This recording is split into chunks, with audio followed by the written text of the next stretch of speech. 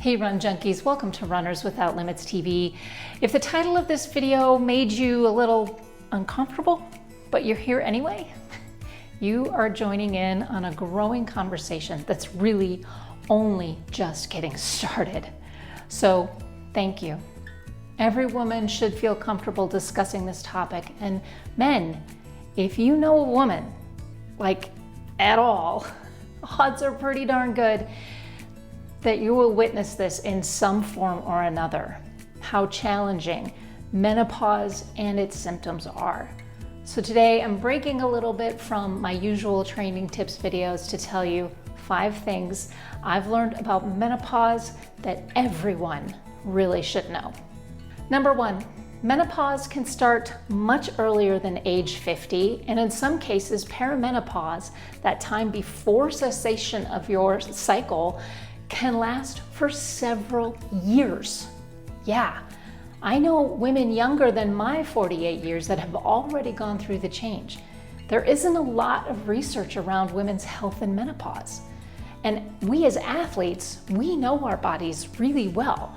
So when something starts to feel off, we need to start asking questions and having this conversation. Number 2, symptoms can be overwhelming. That's an understatement. From mood swings to weight gain, from night sweats to lack of motivation, my menopause symptoms have me lying on the floor of my closet, bawling my eyes out regularly for no reason. And this is probably one of the hardest symptoms for me because my amazing husband, he is so wonderful and so pragmatic, and trying to calmly explain to him, honey, it's hormones when I'm in that state, doesn't always compute. Look, the depression and anxiety, especially if you're already prone to these conditions, can be magnified during this time. Number 3, the weight gain is real and it's pissing me off. Fitness and weight loss tends to be oversimplified by the phrase, eat less, move more. Have you heard that one? But it's so much more complicated than that. For the last 3 years, I've done nothing really all that differently as far as my nutrition and exercise.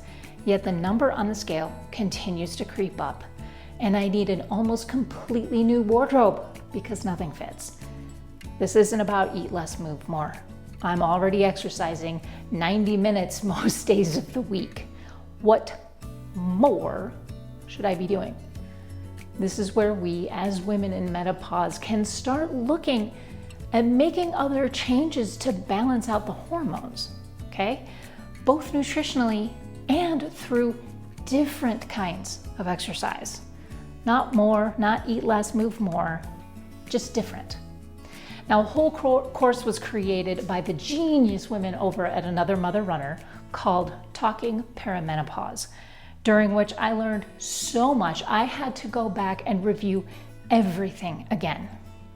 I'm also going to be taking a course soon called Fitness in Menopause, where I hope to look at how I can make changes to my fitness routine to be more effective at managing the litany of symptoms. I'm going to be leaving links for both in the description. Number 4, we're only just starting to talk about menopause. And I'm sorry, how old is our species? So here's the thing, humans are living longer than ever. And because we are more active than ever, more women are trying to figure out how to deal with this mental and physical and emotional change in addition to being active. We're only just beginning to have this conversation. Look, I am not an expert. I'm trying to learn as much as I can in order to deal with it. But opening up the dialogue has to be the first step. That's why this list is not just for women of a certain age, but for everyone. I feel so bad for my husband who is trying to navigate this with me because it really is, I feel like it's the blind leading the blind. Start having these conversations. Learn what you can.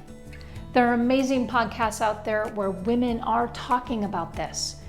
Here's the thing, when we start talking about it, we start to find each other. And talking about menopause is what helps us deal with this together instead of feeling very much alone and asking our own selves the question, what's wrong with me? Number 5, women going through menopause often just don't recognize ourselves. We, not just in the mirror, but how we feel. It's scary and frustrating. The weight gain when everything else has remained the same, decreased performance due to lack of motivation and just overwhelming fatigue all the time. The emotional roller coaster that leaves us wrung out like a used up dish rag, okay? All these things lead to us waking up and wondering why our bodies and our minds feel so broken. The bottom line is that menopause directly affects roughly half the population of this planet. We are long overdue for these conversations, and just like the running journey, everyone is going to experience this differently. So if you're wondering if what you're going through might be menopause, talk to your doctor, your therapist, your spouse, your mom.